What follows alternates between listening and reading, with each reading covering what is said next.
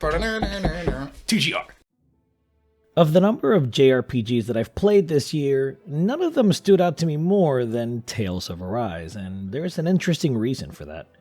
The Tales of series is one that I've tried to get into multiple times before, but couldn't.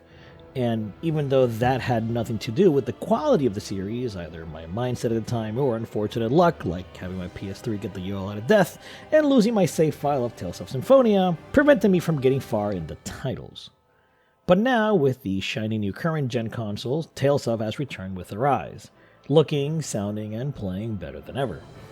Ironically, however, one of the main reasons I fell in love with the game isn't because of how new or cutting edge it looks, but how it reminded me so much of one of, if not my favorite Final Fantasy game ever, Final Fantasy X.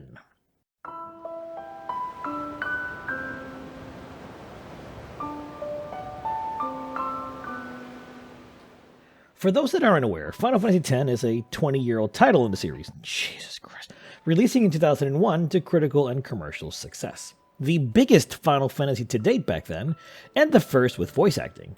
The title isekais the main character, Tidus, into a future world where he has to join a group of guardians in order to stop the threat that is sin. It's a genuine classic that I've learned to appreciate more and more as I have gotten older, mainly due to the fantastic chemistry between the main group and the feeling of a grand adventure that never really lets up. The pacing of the game is excellent. Combined with a stellar production and heartfelt storytelling, it solidified itself in my heart and mind. And those similar traits are also the main reason why I love Tales of Arise.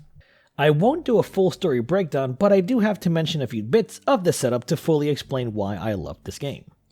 In Arise, you play as Alphen, a Dahnan slave who is joined by Shayne, a Renan noble that is trying to fight against her people, the ones who rule over Dana, for reasons that we do not understand yet. The setup to the game is already pretty interesting as it deals with issues such as slavery, and they don't stop there. As you continue your journey and your party grows, you are joined by different faces that each represent the many different facets of the world you inhabit, and this leads to some very interesting story events. For example, the nobles are painted as inherently evil since they see the people of Dana as subhuman, but when you reach a certain point in the story, you are met with a kingdom that is ruled by a noble, yet all of the people that inhabit said kingdom live at peace. The tropes that are used are then somewhat flipped on their heads, and it honestly felt pretty refreshing for this genre. The story then goes on to discuss racism, government powers, and even going into some environmentalist ideologies. Now, this isn't anything new for the genre of JRPGs, but the way that Arise deals with these issues is very down to earth, and in a fantasy story where you fight giant monsters and grind away to increase stats, this actually felt a lot more human than other attempts in video games that are set in more realistic worlds.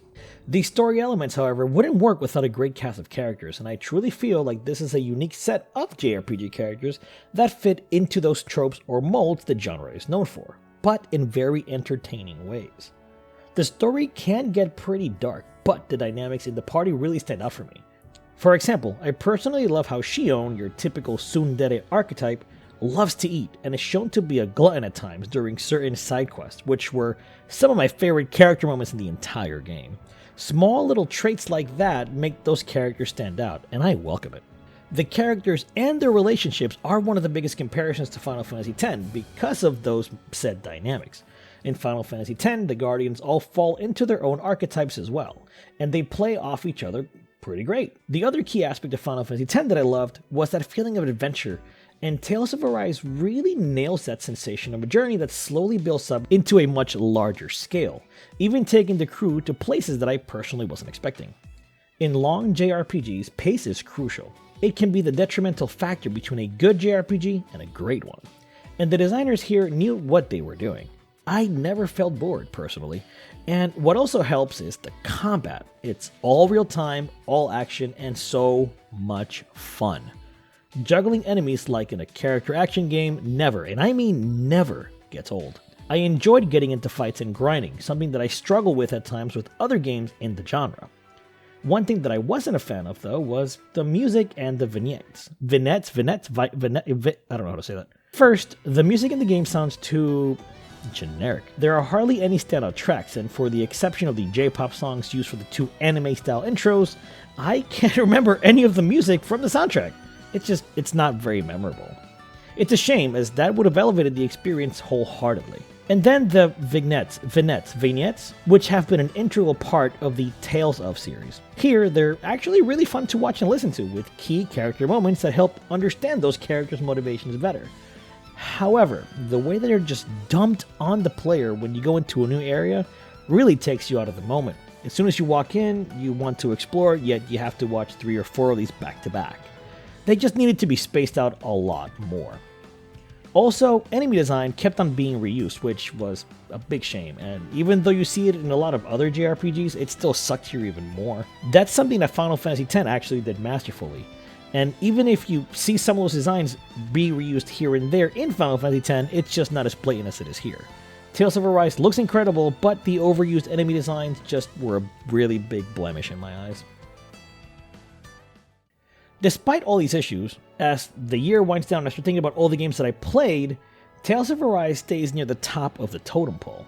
The journey, the characters and friends that you make along the way, it all felt very nostalgic, and modern in the best of ways. It isn't the best game that I played this year, or is it? I don't know, I haven't thought about that yet. And it sure isn't the most polished or most original title either. Yet, when the credits rolled and the story ended, I felt a similar longing from a distant past.